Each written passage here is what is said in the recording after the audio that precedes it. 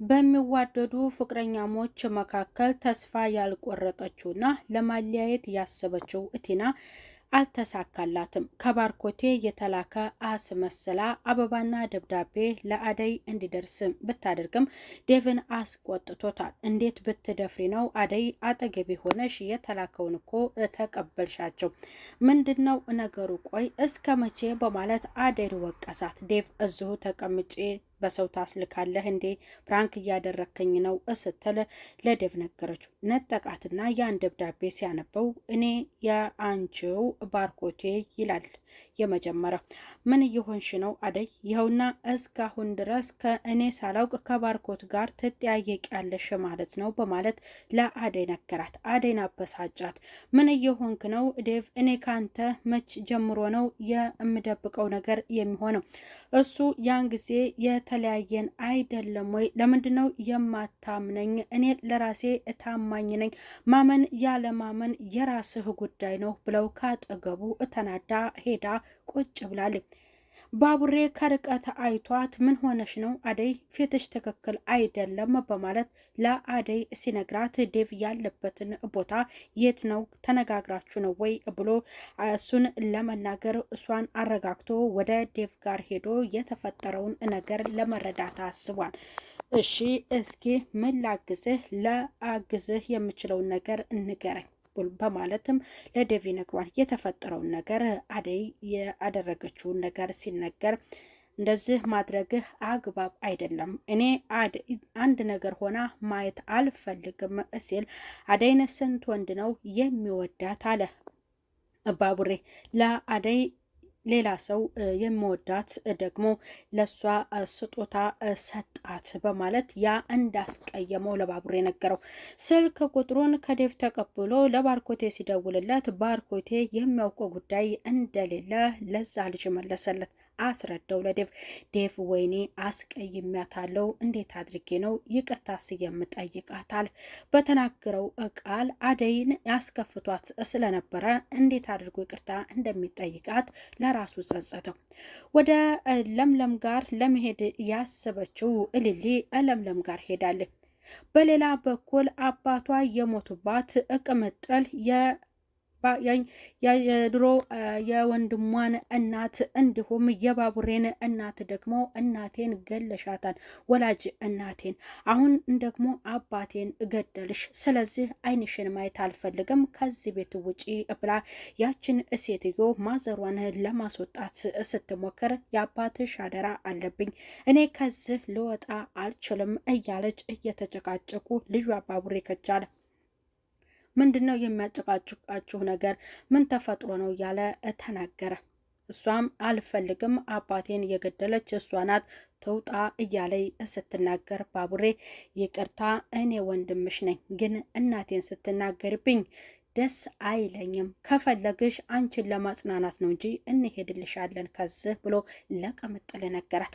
ወደ ሊሊ ቤት ወስዷት እዛ ተኝታ አደራ አለብኝ አልሄድም እያለች እየባነነች ሊሊ ደረሰች። ማዘሯ ምን ሆነች ነው ስትልም ያችን ሴትዮ ከአጠገቧ ተቀምጣ ጠይቃታለች።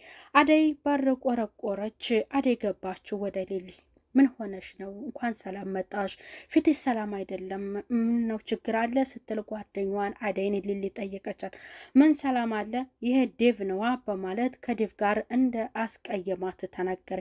የእናንተ ጭቅጭቅ የእናንተ የፍቅር ፈተና መቼ ነው የሚያበቃው? ምን ተፈጠረ? በማለት እውነቱን ትናገራለች። በቃ እሱ ሊያምነኝ አልቻለም፣ ምን ላድርግ ስትል ከባርኮቴ የተላከ ስጦታ መጣ። እንዴት ሊሆን ቻለ? ባርኮቴስ ከስንት ጊዜ በኋላ ወይንም ቆይታ እንዴት እንደዚህ ሊያደርግ ቻለ? እያለች ለለምለም ጠየቀቻት። በጭራሽ እሱ ሊያደርግ አይችልም። ምን አስቦ ነው? አሁን አንቺ ከዴቭ ጋር እንደሆንሽ ይታወቃል። በዚህ መካከል እንዴት እንደዚህ አይነት ነገር ሊልክልሽ ቻለ? በማለት እሷን እየመከረቻት ነበር።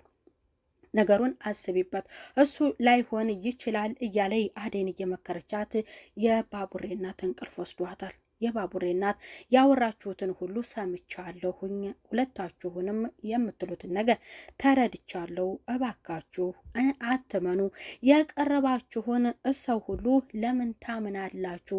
ወንድ ልጅ እንዳታምኑ ስትል እናንተ እንደምትፈልጉት ወይንም እንደምታስቡት እንደምታምኑት ልክ ያ ሰው እንደናንተ ሊሆንላችሁ አልችልም። ከኔ ከህይወቴ ተሞክሮ የምነግራችሁ ወንድ ማመን የለባችሁ። ሰው የሚባለውን ፍጥረት ማመን የለባችሁም፣ ተጠንቀቁ በማለት ለሁለቱም ምክራቸውን ለግሰዋል። ይቅርታ ሊጠይቅም ዴቭ ወደዛ ቤት ገብቷል። አደይ ይቅርታ አድርግልኝ፣ አጥፍቻለሁ፣ ከእንግዲህ በኋላ እንዳልሽኝ እሆንልሻለሁ፣ አላስቀይምሽም በማለት በሀሳብሽ እጓዛለሁ ሲል አደይን ይቅርታ ጠይቋታል። ይህ ነው ወይ የአደይ ፍቅረኛ ዴቭ ማለት አለች የባርኮቴ የባቡሬ እናት። አዎ ይሄ ነው በማለት ሊሊ ስትናገር አጥብቀህ ያዛት፣ እንዳታስከፋት፣ እንዳታስቀይማት፣ ያለበለዚያ ለሌላ ሰው ነው የምድራት ስትል ለዴቭ ነገረችው። ሰላም ጤና ይስጥልኝ ውድ የተከበራችሁ የቻናሌ ተከታይ ቤተሰብ በሙሉ በያላችሁበት ሰላማችሁ ብዝት ይበል። ሰራተኛዋ አደይ ክፍል 132 በጉጉት ሲጠበቅ የነበረው ደብዳቤ እና እንዲሁም ከባርኮት የተላከ ነው የተባለ አበባ ስጦታ ሁለቱን ለማለያየት ከተንኮለኛዋ ከቤዛ ጋር ቲና አብራ በመስራት ለአደይ እንዲደርስ አድርጋለች። ቤዛ ገንዘብ ፈልጋ፣ ቲና ደግሞ ዴቭን ፈልጋ ከአደይ ማለያየት ስለፈለገች በሁለቱ ሀሳብ ተስማምተው ስራቸውን ቀጥለዋል። ዴቭን በጣም አበሳጭቶት ነበር። አደይ ለምን እንደዚህ ታደርጊያለሽ በማለት ለአደይ ነገራት። ዴቭ ግን በጭራሽ እንዴት እንዲህ አይነት ነገር ታደርጋለህ ወይስ ታስባለህ? እኔ እኮ ምንም የማውቀው ጉዳይ የለም፣ ስለ አበባውም ስለ ደብዳቤውም ስትል ለዴቭ ስትነግረው በጣም ተናደደ። እሷም የራስህ ጉዳይ፣ እኔ ላንተ ብዬ ይህን ያህል መስዋዕትነት ብከፍልም አንተ ልትረዳኝ ወይንም ልታምነኝ አልቻልም። መታመን ለራስ አይደለም ወይ በማለት ለሱ ቆጣ ብላ ምላሽ መልሳ ካጠገቡ ተነስታ ወደ ጓደኛዋ ወደ ሊሊ ቤት ሄዳለች። ቤዛ ተንኮለኛዋ እንዲሁም እሷ መንገድ ላይ እየሄደች ቲናን ለማግኘት ስትፈልግ ያደመቀ ያገኛችሁና ምን እያሰባችሁ ነው ሲል የነበረው ምን ልትሰሪ እዚህ ሰፈር መጣሽ ሲል እሷን ኮስተር ብሎ ጠይቋታል። ወደ ቤት ለመሄድ ያሰበችው የባቡሬ እናትና ሊሊ ዴቭና አደይ እዚህ ይሆኑ፣ እኔና አንቺ ደግሞ ነይ ቅምጥል ጋር እንሄድ በማለት ቤቷን ለቃ ሊሊ ለዴቭና ለአደይ ሁለቱም እንግዲህ እንዲያወሩና በሀሳባቸው እንዲግባቡ ትታ ወደ ቅምጥል ጋር ሄዳለች። አፍቃሪ ኪንጎ እስከ ዛሬ ባደረግኩት ነገር ይቅርታ ጠይቅሻለሁ። እኔ ካንቺ ቅምጥል ብዙ ነገር ተምሬያለሁ። ከእንግዲህ በኋላ ላልለይሽ ምንጊዜም ከጎንሽ ሆናለሁ በማለት ለቅምጥል ይነግራታል። እውነትህን ነው ስትል እንዲሁም እኔን ብለሽ እኔን ወደሽና አፍቅረሽ ተከትለሽኝ ከተማ ባትመጪ ኑሮ አባትሽን እንደዚህ አታጫቸውም ነበር በማለት ለሷ ይነግራታል። በቃ ምንም ነገር ቢደረግ አባቴ ሊተካልኝ አይችልም፣ እኔ ደግሞ አባቴ መርሳት አልችልም ስትል ለምትወደው ለምታፈቅረው እሱም ይቅርታ ለጠየቃት ለኪንጎ ትነግረዋለች። እሺ እንደዚያ ከሆነ እስኪ ና እቀፈኝ ካጠገቤ ተቀመጥ አለች ቅምጥል። ባቡሬ አንቺ ደፋር፣ እኔ ወንድምሽ እያለሁ እንዴት ነው እንደዚህ አይነት ነገር የምትናገሪው በማለት ለምን አታከብርኝም? ወንድምሽ አይደለሁም ወይ ብሎ እሱ ነገራል። ለማቀፍ ያሰበውም ኪንጎ ከቅምጥል አጠገብ መቀመጥ አልቻለም። ባቡሬ እንዴት ድፍረት ነው ብሎ ስለተናገረ በይ ወደ ቤት ሄጄ ልብሴን መቀየር አለብኝ ቅምጥል ብሎ ግንባሯን ስሟት ወደ ቤቱ ለመሄድ አሰብ። በጣም ደስ አላት። ጉንጯንም ደባበሰችው። እረ ድፍረት እንዴት ነው! በጣም ተግባብታችኋል ማለት ነው አለ ወንድሟ ባቡሬ። ወደ ቤቱ ሄደ። በጣም እንደዚህ የተግባባችሁት ሚስጥሩ ምንድን ነው ሲል እህቱን ጠይቋታል። ወይዘሮ እታለም ወደ ለቅሶ ቤት ይሄዳለሁ እንዲሁም ራሴን አሞኛል ያለችው ካሹ ጋር ያገኘቻት ሮማን እሷ ደግሞ ለቅሶ ለመድረስ ከደመቀ ጋር ወደ ለቅሶ ቤት ሄዷል። ከዛ ሲመለሱ ስራዋን ልትሰራ እሷ ስላመማት ረፍት ማድረግ አለባት፣ እናንተ የሮማንን ስራ ሸፍኑና ስሩ በማለት ሁለቱ እንዲሰሩ ያደረገችው ፍቅርንና ሩታን አዛ ወይዘሮ እታለም እሷ እንድትሄድ አድርጋለች። አያችሁት እንዴት እንደምትደክም ከጧት እስከ ማታ እንዴት እንደምትሰራ። እናንተ ትንሽ ሰርታችሁ እንዴት እንደደከማችሁ አያችሁ፣ የእነሱን ስራ ተረዳችሁልኝ በማለት ለሁለቱ ትናገራለች። ወደ ቤት እንሄድ፣ እግዚአብሔር ያበርታሽ ያጽናሽ፣ እየመጣሁ አጫውትሻለሁ ያለችው ሮማን ወደ ቤት ይሄዳል። ደመቀ ሊሸኛት አሰበ። እቤት ድረስ ነው የምሸኝሽ ሲላት እባክህ አይሆንም እትዬ ካዩ ሌላ ነገር ነው የሚያስቡትና እቤት ድረስ አትሸኘኝም ስትል ነገረችው። እሱ ግን ድፍረቱ እቤት ድረስ ሲሸኛት አሸናፊም ያገኛል። ያያት ዘበኛለን በሩን ይከፍታል። ሮማኔ በማለት ሮማንን እቅፍ ሲያደርጋት ብዙም ደስ አላለውም ደመቀ። አይ እንግዲህ ለምን እንደዚህ ትሆናለህ እያለ ሁለቱም እየተሳሳቁ ነበር። መጣሽልኝ፣ እንኳን መጣሽልኝ ሮማኔ አለ አሸናፊ።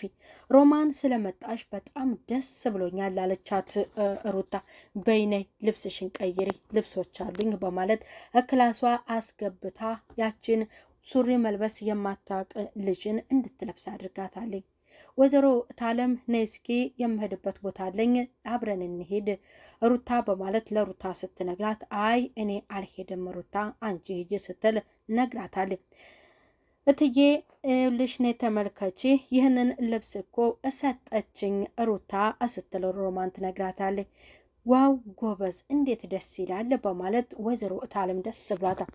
ሱሪ ለብሳ ለአሸናፊ ለሚወዳት ለማሳየት እሱም ዘበኛ ጥበቃ አይደል በተቀመጠበት ሮማንና ሩታ እየሄዱ ሮማን የለበሰችውን ሱሪ ብዙም ደስ አላለውም።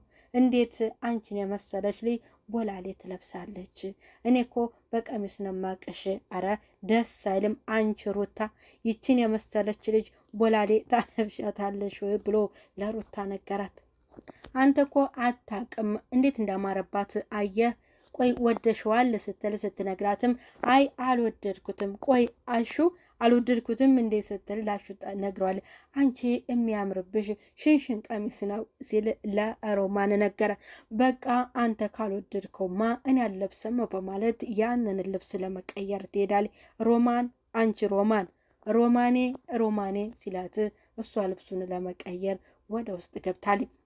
ወይዘሮ እታለም ወደ ውጭ መውጣት አስባለች። ቲና እዚህ ቤት ከመጣች ወደ ውስጥ እንዳታስገባት ጉዳይ ካላትም ፍቅር ትንጣና ታናግራት በማለት ለጠበቀው ለአሸናፊ ተነግራ ወይዘሮ እታለም ሄዳለች። ዴቭም ወደ ቤት ለመመለስ ፈልጎ ከደመቀ ጋር አደይን ወደ ለቅሶ ቤት ሄዱ እናንተ እኔ ልብሴን ልቀይር ብሎ ከሊሊ ቤት እንደመጡ እሱ ወደ ቤት ለመመለስ እፈልጓል። ቲና ቀበጧ እየተቅበጠበጠች በሩ ጋር ጠበቀችው። እሷ ግን በጭራሽ ደፋር ሆነ። ዴቭዬ ባባዬ እያለች እያቆላመጠች እስኪ ልደውልለት ትላል። በእልህ መልክ እያጮች በሩን ስትቆረቆር አረማን ነው አለ። በሩን ሲከፍተው ያቺ ቀበጧ ወደ ውስጥ እንዳትገባ እየታዘዘችው ልጅ ናት። ዴቭ መጣ። ዴቭዬ በማለት ዴቭን ለመሳም ስትንጦለጦል አንቺ ምን ልትሰሪ ዝመጣሽ አለ። አደይ ስለሌለች እኔ እንዳይደብርህ ላጫውትህ ብዬ ነው የመጣሁት በማለት ለዴቭ ትነግሯለች። አደይ መኖሯን አለመኖሯን አንቺ በምን አወቅሽ ብሎ እሷን ሲጥ ሲያደርጋት እሰይ አለ አሸናፊ። ያንን ደብዳቤ እሷ እንደሰጠች